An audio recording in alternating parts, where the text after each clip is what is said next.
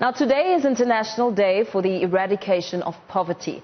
Many countries continue to struggle with food security, especially after the impact of COVID-19 and the loss of jobs and incomes. According to Malawi Vulnerability Assessment Committee's 2.6 million of Malawi's 17.7 million people will be unable to sustain their food requirements going into 2021. For this reason, Malawi.com has expanded its goods-based payment network to Malawi to provide relief. It's a data-free app which allows the transportation of food with Malawians living in South Africa to place an order for food and essential products, making payments via an EFT or selected retailers. To expand on this, we're joined on the line now by Managing Director of Malawi.com to talk to us about this initiative, Sayjil Magan. Sayjil, very good morning to you. Thanks for your time. International Day for the Eradication of Poverty is marked every year on this day. Exactly how significant is this day? Greatly significant, and at Malawi.com, we've marked it as such. And for the last month, we've cut our prices by half to be able to allow expatriates, Zimbabweans and Malawians to be able to send food and essential items back to their families in their home countries.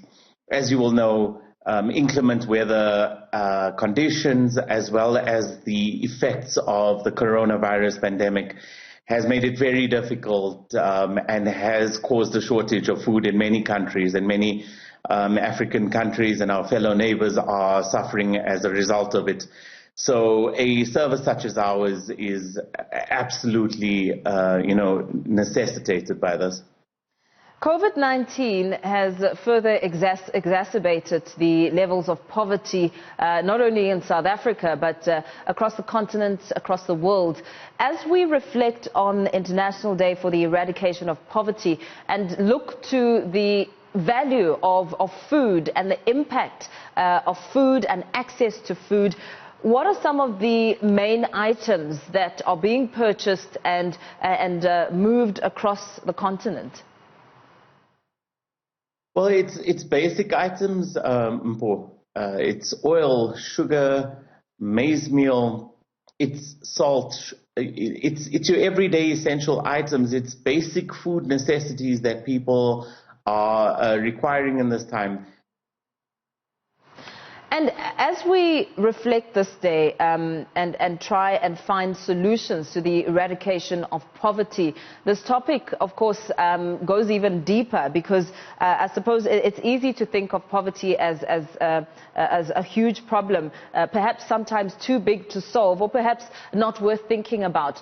As we reflect on this day, what is it, as a network that works with ensuring that everybody has access to food and ensuring that food can be moved around for those who can afford it to those who do not have food? What is it that needs to be observed and remembered as we mark a day such as this?